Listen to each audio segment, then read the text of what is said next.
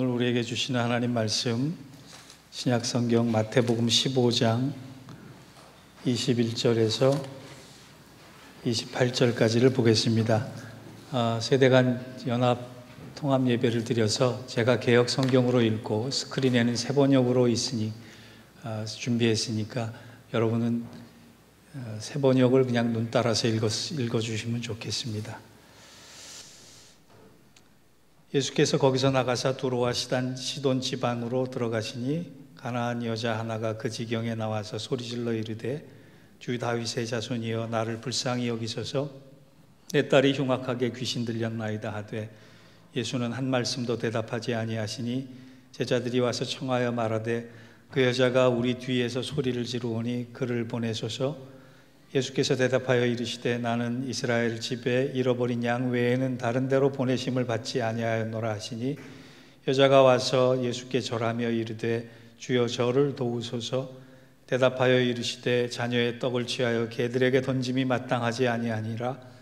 여자가 이르되 주여 올소이다마는 개들도 제 주인의 상에서 떨어지는 부스러기를 먹나이다 하니 이에 예수께서 대답하여 이르시되 여자여 내 믿음이 크도다 내 소원대로 되리라 하시니 그때로부터 그의 딸이 나으니라. 아멘.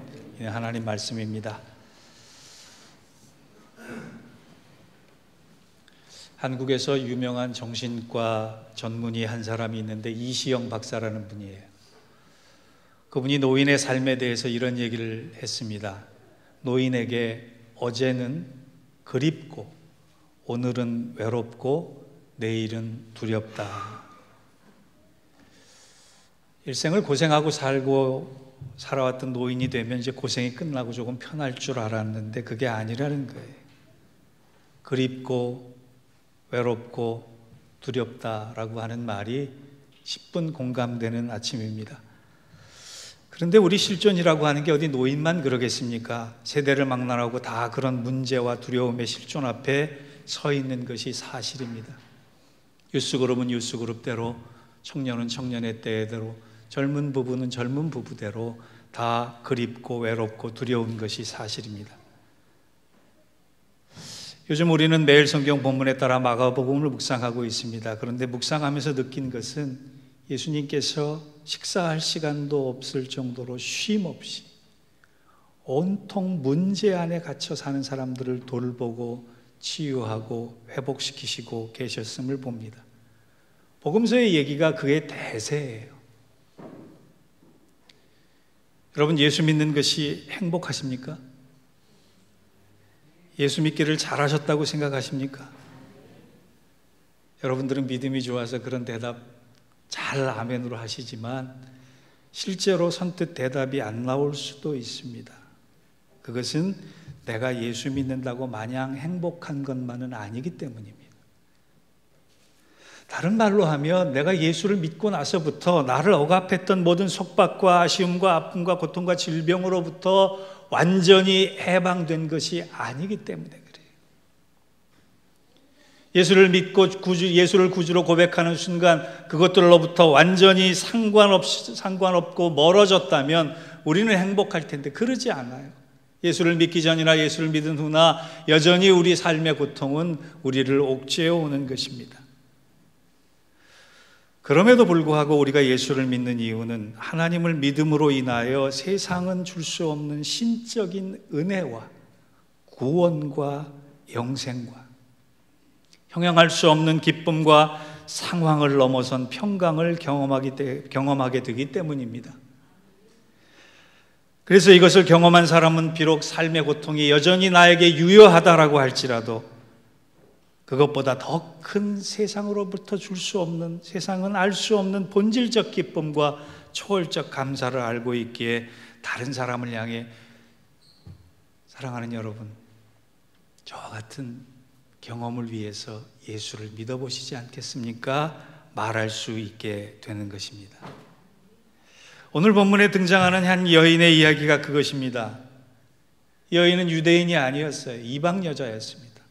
이방 여자라고 하는 게 단지 신분의 문제가 아닙니다. 쉽게 얘기하면 주 앞에 나올 자격도 없고 나와봤자 관심도 못 받을 그런 인생이라는 얘기입니다. 그래서인지 주님은 귀신 들린 딸을 고쳐달라는 이 이방 여인의 비명을 평소와는 다르게 완곡하게 거절하신 것이 아니라 매몰차게 거절하십니다. 다른 때는 이방인을 찾아 치유까지 해주셨던 분이 왜 이 여인에게만 그토록 냉정하고 매몰차게 대하셨을지에 대해서 생각해 보신 적이 있으십니까? 주님이 그렇게 하셨다면 그 이유가 분명히 있을 것입니다. 저는 오늘 본문을 통해 우리가 주님의 행동 안에 담긴 두 가지 의미를 함께 교훈받기를 원합니다. 첫째, 본문의 주님의 행동은 소원의 믿음을 가지는 것보다 구원의 믿음을 가지리라 라고 하는 뜻이에요. 다른 말로 하면 우리는 구원보다 소원에 더 열중하고 살고 있기 때문에 소원보다는 구원에 더 확신을 가지고 살아가야 한다라고 하는 거예요. 복음서를 보면 예수님께서 사람들을 향해 칭찬하실 때와 꾸짖으실 때가 있었는데 그 기준이 믿음이었어요. 예를 들어서 예수님으로부터 이방인임에도 불구하고 칭찬받았던 로마의 백부장이나 본문에 나오는 가나안 여인이 칭찬과 인정을 받았던 이유는 특별한 믿음과 큰 믿음 때문이에요. 다른 것이 아니에요. 믿음 때문이에요. 반면 제자들을 꾸짖을 때도 다른 이유로 꾸짖지 않으시고 저들의 믿음 없음을 꾸짖으셨습니다. 갈릴리 호숫가에서 풍랑치는 경황 없는 자리에서도 너희들이 연약해서 왜 무서워 떠느냐, 왜 두려움이 많으냐라고 책망치 않으시고 왜 믿음 없는 자처럼 행동하느냐라고 주님은 책망하셨다는 얘기예요. 결국 주님이 우리의 안에 보고 계신 것은 다른 것이 아니라 믿음이라는 거예요. 우리 안에 있는 소원 이전에 우리 안에 있는 믿음을 보신다는 거예요. 왜냐하면 소원은 구원과 관계가 없지만 믿음은 구원과 관계가 있기 때문에 그렇습니다. 여러분, 우리는 소원으로 구원받는 것이 아닙니다. 믿음으로 구원받는 것이에요. 어떤 미국 교회에 노인 5명만 남아서 예배를 드리고 있었습니다. 목사님이 별로 신이 안 나서 목회를 잠깐 하다가 늘 다른 곳으로 가기를 원해서 파송받고 가고 했는데 목사님 한 분이 새로 부임을 해서 열심을 내서 전도를 해서 교인을 좀 늘려보겠다라고 왕성한 열정을 가지고 전도하기 시작했습니다. 그래서 마침 결실을 맺어서 전도를 한 사람 해오고 두 사람 해오고 했는데 한 2, 3주가 지나면 그 사람이 안 나온다 그러고 안 나오는 거예요. 이유를 알고 봤더니 한 달도 못 가서 안 나오는 이유가 다 이 노인 5명이 험담도 많이 하고 비난도 많이 하고 나오지 말라고 협박도 하고 그래서 못 나오는 거예요. 목사님이 한번 질문을 했습니다. 전도는 내가 하는데 왜 쫓아내기는 당신들이 쫓아내십니까? 그랬더니 노인 5명이 이렇게 얘기를 했다 그럽니다. 교회에 사놓은 나무 묘지가 5개밖에 안 남아서 그렇습니다. 여러분, 우리는 구원보다 소원을 앞세울 때가 많이 있어요. 여전히 저의 유머는 썰렁하다고 하는 게 2024년이 됐는데도 여전히 그렇다라고 하는 건 제가 반성을 해야 될지 여러분이 반성을 해야 될지 모르겠어요. 우리는 구원의 벅찬 감격보다 소원의 성취에 더 열심이기 때문에 그것이 이루어지지 않으면 시험에 들고 올무에 걸리고 믿음이 자라지 않고 넘어지는 것입니다. 그런데 이 여인을 보세요. 예수님의 첫 번째 거절 대상자였다라고는 불명예까지 썼잖아요.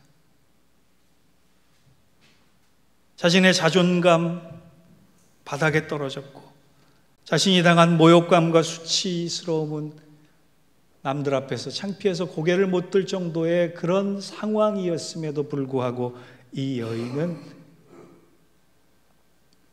더 중요한 것을 붙잡고 시험 들지 않았습니다. 그것은 바로 딸의 구원과 치유였기 때문에 그렇습니다. 주님은 이런 수모를 견뎌내고 있는 여인을 보면서 소원보다 너에게 구원의 기쁨이 더 크구나라고 하는 것을 인정해 주신 것입니다. 그게 27절과 28절입니다. 여자가 이르되 주여 올소이다마는 개들도 제 주인의 상에 떨어지는 부스러기를 먹나이다 하니 이에 예수께서 대답하여 이르시되 여자여 내 믿음이 크도다 내 소원대로 되리라. 여러분, 주님께서 하신 말씀의 순서를 보세요. 내 믿음이 크도다 너의 소원대로 되리라 라고 하는 말씀의 순서를 우리는 주목해야 돼요. 주님께서 인정하셨다면, 주님께서 칭찬하셨다면, 주님께서 받아들이셨다면 너의 소원대로 되리라, 너의 믿음이 크기 때문이다 말씀하실 수 있는데 그렇지 않으셨어요. 너의 믿음이 크도다 너의 소원대로 되리라. 주님은 소원 성취 이전에 구원의 소망을 붙잡고 있음을 칭찬하신 것입니다. 요즘 시대의 교회가 구원의 복음에 대해서 너무나 소홀합니다. 대신 성도들의 소원에 대해서는 너무나 많은 메시지를 전하고 있습니다. 저나 강 목사님이나 목회를 하면서 고민스러운 것 중에 하나가 어떻게 하면 성도들을 잘 위로할 것인가라고 하는 부분인데, 여러분, 위로만 가지고는 되지 않는 것 같아요. 복음의 담대한 선포와 복음의 선언들이 여러분을 바뀌게 할 줄 믿습니다. 복음은 내 소원에 대한 기쁜 소식 이전에 구원에 대한 기쁜 소식입니다. 그래서 여러분, 구원과 상관된 일에 대해서는 적당히 타협하면 안 됩니다. 소원과 구원을 구분해서 혼동하지 말아야 합니다. 바라기는 2024년 사순절을 보내며 우리의 구원의 확신과 구원에 대한 열정과 구원에 대한 확고한 믿음이 더 견고해질 수 있는 축복이 힘들더라도 십자가의 길을 걷는 우리 모두에게 임하기를 주의 이름으로 축원합니다. 두 번째 본문의 교훈은 부끄러운 부스러기 은혜를 구하는 믿음은 나의 상황을 불쌍히 여겨달라는 외침이 아니라 내 자신을 불쌍히 여겨달라는 외침이어야 한다는 것이에요. 오늘 본문의 여인이 외친 소리 중에 특이한 것이 하나 있습니다. 그것이 22절입니다. 제가 읽어보겠습니다. 세 번역으로. 마침 가나안 여자 한 사람이 그 지방에서 나와서 외쳐 말하였다. 다윗의 자손이신 주님, 나를 불쌍히 여겨 주옵소서. 내 딸이 귀신 들려 괴로워하고 있습니다. 이 상황으로 보면 지금 이 여인은 주님 앞에 하소연을 할 때 주님, 내 딸을 불쌍히 여겨 주십시오. 내 딸의 상황이 말이 아닙니다라고 얘기를 했어야만 했어요. 그런데 이 여인은 먼저 나를 불쌍히 여겨달라, 자기 자신을 불쌍히 여겨달라고 간청했습니다. 여러분, 신앙이라고 하는 것은 다른 것이 아니라 내가 얼마나 주 앞에 죄가 많은지, 십자가 앞에서 얼마나 흉악한지, 주님 없이는 아무것도 아닌지, 은혜 아니면 얼마나 불쌍한 존재인지를 깨닫고 인정하는 것부터 시작하는 것이에요. 십자가의 은혜 없이는, 십자가의 사랑이 없이는, 십자가의 구속이 없이는, 십자가의 죄사함이 없이는 나는 영영 죽을 수밖에 없는 죄의 진노의 자녀임을 알고 인정하는 것. 그래서 그 은혜가 없으면 나는 아무것도 아니다라고 했을 때, 주님, 내가 내 안에 아무런 의도 없습니다. 내 안에 아무런 영광도 없습니다. 내 안에 아무런 의로움도 없습니다. 주님, 그래서 나를 불쌍히 여겨달라고 먼저 기도해야 하는 것입니다. 우리 기도를 한번 점검해 보세요. 우리의 많은 기도의 대부분이 주님, 내 문제를 불쌍히 여겨달라고 기도합니다. 주님, 내 사업을 불쌍히 여겨달라고 기도합니다. 주님, 내 상황을 불쌍히 여겨달라고 기도합니다. 주님, 내 생계를 불쌍히 여겨달라고 기도합니다. 주님, 내 처지를 불쌍히 여겨달라고 기도합니다. 그러나 그 전에 기도해야 하는 것은 주님 없이는 아무것도 할 수 없고 아무것도 아닌 내 자신이 견딜 수 없습니다. 주님, 나를 긍휼히 여겨달라고 기도해야 하는 것입니다. 27절에 보면 이 여인이 자신은 개도 괜찮다고 인정을 합니다. 사람이 개가 된다는 것, 어마어마한 사건인데 그것을 받아들입니다. 왠지 아세요? 자격 없는 자신을 봤기 때문에 그렇습니다. 무익한 자신을 봤기 때문에 그렇습니다. 주님 아니시면 아무것도 아닌 자기 자신을 발견했기 때문에 그렇습니다. 저라면 이렇게 대답했을 것 같아요.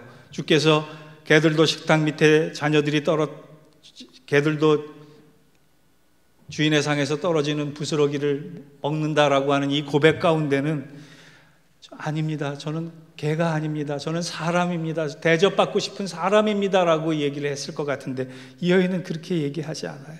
저는 개가 돼도 괜찮습니다. 내가 주님으로부터 불쌍히 여김만 받는다면 그 불쌍한 여김을 통하여서 부스러기 은혜라도 나에게 한 조각이라도 다가온다면 저는 그것으로 괜찮습니다. 여러분이 얼마나 대단한 믿음인지 주님께서 이 여인의 믿음을 보고 뭐라고 말씀하시느냐 하면 메갈레 피스티스, 너의 믿음이 크도다라고 하는 정도가 아니라 너의 믿음이 메가톤급 믿음이다라고 얘기하신 거예요.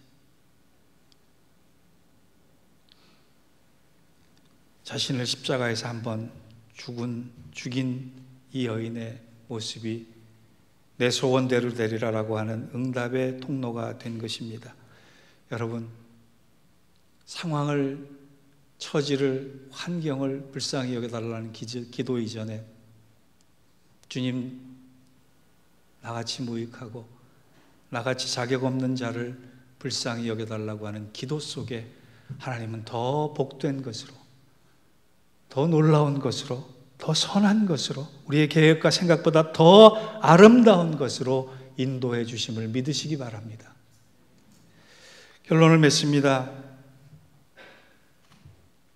저는 이 여인이 자존심을 내려놓고 모욕과 수치를 참아내는 모습을 보면서 주님 생각이 났습니다. 예수님이 나의 구원을 위해서 당하신 모욕과 수치와 부끄러움이 떠올랐습니다. 주님께서 가나안 여인을 통해 말씀하고 싶은 것이 바로 그것이구나. 내가 너를 위해 조롱과 모욕과 수치와 부끄러움을 참았다.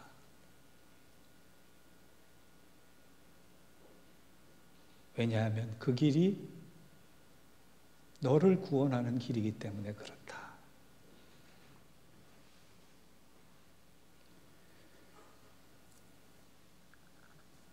주님께서 당하신 모진 고통과 아픔과 모욕과 수치는 바로 우리의 구원을 위해서 참아내신 것입니다. 사순절은 이런 주님의 사랑을 기억하고 나도 당당히 십자가를 지는 시간입니다. 사순절을 그저 보내는 것이 아니라 사순절에 예수님의 모욕과 수치당하심을 깊이 묵상할 수 있는 우리가 되기를 원합니다. 그럴 때 나를 위해 고통당하신 주님의 아픔이 내 것이 될 것입니다. 그런데 그 아픔은 아픔으로 끝나지 않고 영광으로 끝나게 되는 것입니다. 사순절 셋째 주간을 보내며 부스러기 같은 작은 은혜가 자격 없는 나에게 허락되기를 간구하시기 바랍니다. 광풍이 와도 변하지 않는 나를 불쌍히 여겨달라고 간구하시기 바랍니다. 그러면 그 부스러기 같은 은혜가 내 심령 안에 쏟아져 부어졌을 때 하나님은 나의 마음을 바꾸고 나의 시각을 바꾸고 나의 미래를 바꿔 나가실 것입니다. 이것이 믿음의 축복이요 믿음의 능력입니다. 이 은혜와 축복이 우리 모두에게 함께하기를 주의 이름으로 축원합니다. 기도하겠습니다. 하나님, 상황이 어렵고 변하지 않아도 상황을 보는 내 눈이 바뀌면, 내 믿음이 바뀌면 달라질 것을 믿습니다. 사순절 기간을 보내며 그동안 익숙해졌던, 무감각해져 있던 십자가의 감동을 다시금 경험할 수 있도록 우리를 변화시켜 주시옵소서.